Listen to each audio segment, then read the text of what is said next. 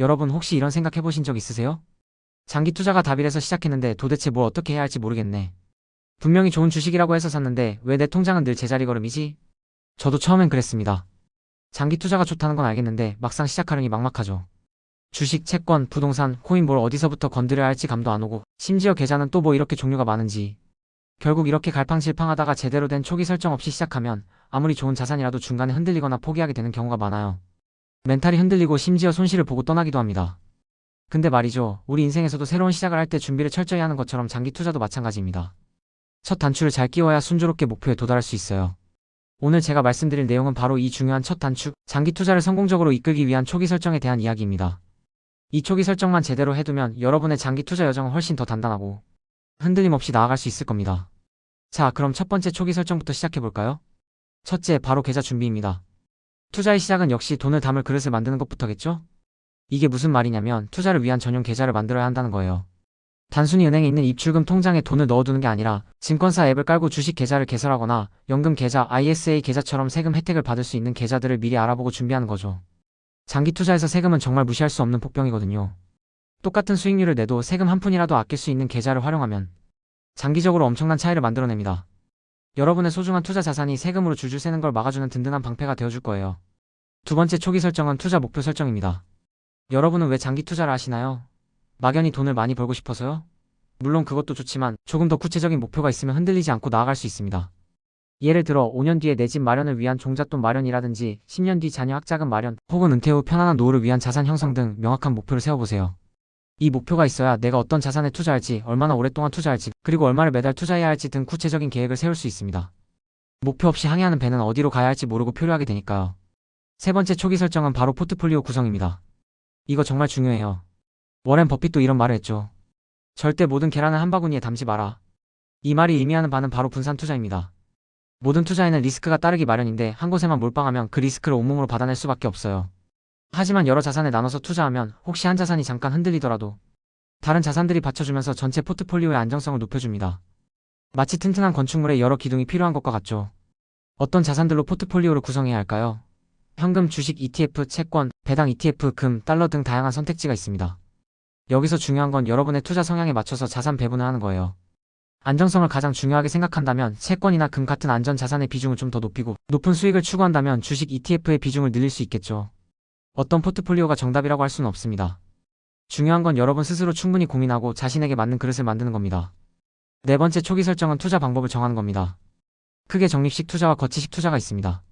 장기 투자를 한다면 저는 개인적으로 적립식 투자를 강력 추천합니다. 매달 일정 금액을 꾸준히 투자하는 방식인데요. 시장이 오르든 내리든 상관없이 꾸준히 사는 거죠. 시장이 하락할 때는 더 많은 수량을 저렴하게 매수할 수 있어서 나중에 시장이 회복했을 때 더 큰 수익을 기대할 수 있고요. 심리적으로도 시장의 등락에 일희일비하지 않고 덤덤하게 투자를 이어갈 수 있습니다. 마치 매일매일 물을 주는 농부처럼 꾸준히 씨앗을 뿌리는 거죠. 물론 목돈이 있다면 거치식 투자를 고려할 수도 있지만 시장 타이밍을 정확히 맞추는 건 전문가들도 어려워하는 일입니다. 그래서 특별한 경우가 아니라면 적립식 투자가 장기 투자에 훨씬 유리하다고 말씀드리고 싶어요. 다섯 번째 초기 설정은 바로 ETF 활용입니다. ETF는 상장 지수 펀드의 줄임말인데요. 정말 장기 투자자에게는 보물 같은 존재입니다. 하나의 ETF를 매수하는 것만으로도 수십, 수백 개의 기업에 분산 투자하는 효과를 누릴 수 있습니다. 게다가 운용 보수도 저렴해서 장기적으로 비용 절감 효과가 커요. 특정 산업 전체, 특정 국가 전체에 심지어 금이나 채권까지도 ETF로 쉽게 투자할 수 있으니 똑똑하게 활용해야겠죠? 예를 들어 전 세계 주식시장에 투자하고 싶다면 VTI나 SPY 같은 미국 대표 지수 ETF를, 국내 시장에 투자하고 싶다면 KODX 200 같은 ETF를 고려해볼 수 있습니다. 여러분의 투자 목표에 맞는 다양한 ETF를 탐색해보세요. 여섯 번째 초기 설정은 시장 분석입니다. 장기 투자라고 해서 시장에 아예 관심을 끄라는 말은 아닙니다. 물론 매일매일 주가 등락에 연연할 필요는 없지만 큰 흐름은 계속 관찰해야 해요. 경제 지표는 어떻게 변하고 있는지, 금리는 어떻게 될 것 같은지, 전 세계적인 메가 트렌드는 무엇인지 등을 꾸준히 살피면서 나의 투자 방향성이 맞는지 점검해야 합니다. 시장은 늘 변하니까요. 마치 노련한 선장이 망원경으로 멀리 바다를 살피며 항로를 점검하는 것과 같습니다. 너무 자주 들여다보면 멀미가 나지만 너무 안 보면 암초에 부딪힐 수 있다는 거죠. 일곱 번째 초기 설정은 위험 관리입니다. 투자는 항상 위험을 동반합니다. 이걸 인정하고 대비하는 것이 중요해요. 특정 섹터나 특정 기업에 너무 집중된 투자는 피해야 합니다.